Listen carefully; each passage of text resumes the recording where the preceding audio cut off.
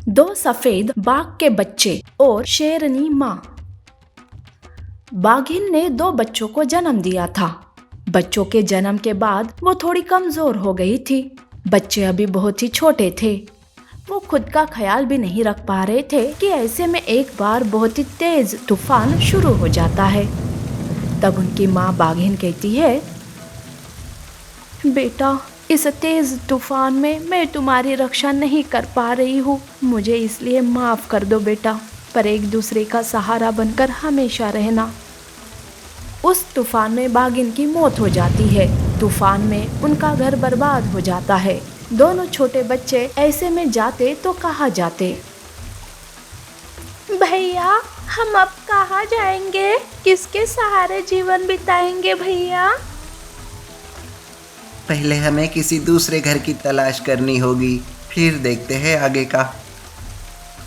उस तूफान में बच्चे अनाथ बन गए थे। उन्होंने अपना सब कुछ खो दिया था। अब दोनों भाई एक दूसरे का सहारा थे। दोनों भाई नए घर की तलाश में घूम रहे थे। तभी उन दोनों को शेरनी देख लेती है। उन्हें देखकर वो मन ही मन सोचती है, कितने प्यारे बच्चे हैं। देखते ही प्यार आ रहा है इन पर। बड़े ही मासूम हैं और देखो तो कैसे दूध के जैसे चमक रहे हैं। इनकी माँ तो बहुत ही किस्मत वाली है। अरे ये क्या, मैं भी ना बच्चों को ही नजर लगा रही हूँ। शेरनी को लगता है कि वो बच्चे उनकी माँ के साथ होंगे, इसीलिए उन्हें दूर से देखकर वहां से चली जाती है। बच्चे भूखे प्यासे जंगल में घूम रहे थे। भैया, अब तक कोई घर नहीं मिला। घूमते घूमते मैं थक गया। भूख भी बहुत लग रही है भैया। दोनों बच्चे एक पेड़ के नीचे आराम करने रुक जाते हैं। बेचारे बच्चे थक गए थे। उसी वक्त वहां लकड़बग्गों का एक झुंड आता है। बच्चों को देखकर उन्हें दया नहीं आती, बल्कि उनके अंदर तो भूख जाग जाती है। तब एक लकड़बग्गा कहता है, अरे वाह, बाघिन के सफेद बच्चे। मैंने सुना है कि सफेद बाघ खाने में बहुत ही स्वादिष्ट होते हैं, तो चलो आज न्योता ले ही लेते हैं। लकड़बग्गों को देखकर बच्चे भागने लगते हैं, पर छोटे बच्चे भागकर ज्यादा दूर नहीं जा पाए और लकड़बग्गों ने उन बच्चों को घेर लिया। लकड़बग्गे उन पर हंस रहे थे तो बच्चे डर के मारे रो रहे थे। उनके रोने की आवाज शेरनी सुन लेती है। रोने की आवाज का पीछा करते हुए शेरनी उस जगह पहुंच जाती है। वहां जाकर वो देखती है कि उन्हीं मासूम सफेद बाघ के बच्चों को लकड़बग्गों ने घेरा हुआ है। तब वो सोचती है,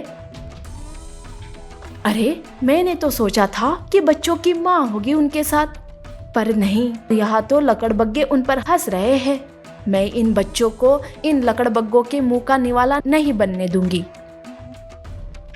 लकड़बग्गे बच्चों पर हमला करने ही वाले थे कि तभी शेरनी लकड़बग्गों के ऊपर से ऊंची छलांग लगाकर बच्चों के पास जाती है और कहती है, खबरदार, अगर एक भी कदम आगे बढ़ाया तो एक को भी जिंदा नहीं छोड़ूंगी। शेरनी लकड़बग्गों को अपनी ताकत दिखाने के लिए जोर से दहाड़ लगाती है। लकड़बग्गे शेरनी को कमजोर समझने की भूल कर बैठते हैं और उस पर हमला करने जाते हैं, पर शेरनी सब पर भारी हो जाती है। सभी लकड़बग्गों को घायल करके भगा देती है। ये देखकर बच्चे बहुत खुश हो जाते हैं और ताली बजाने लगते हैं। तब शेरनी कहती है,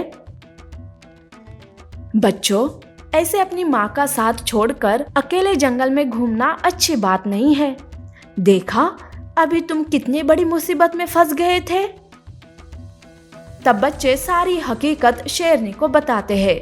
शेरनी को ये सुनकर बहुत ही दुख होता है। शेरनी को भी कोई बच्चे नहीं थे।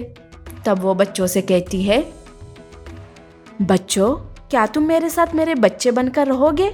मैं तुम्हें तुम्हारी माँ के जैसे रखूंगी। दोनों बच्चे एक दूसरे की तरफ देखते हैं और शेरनी को गले लगाते हुए कहते हैं, माँ, अब हम आपके साथ ही रहेंगे। माँ शब्द सुनते ही शेरनी बहुत ही खुश हो जाती है। अब बाघ के सफेद बच्चे शेरनी के साथ रहने लगते हैं। शेरनी माँ का फर्ज पूरा करने में कोई कसर नहीं छोड़ती है। उन्हें ढेर सारा प्यार करके उनका ख्याल रखती है।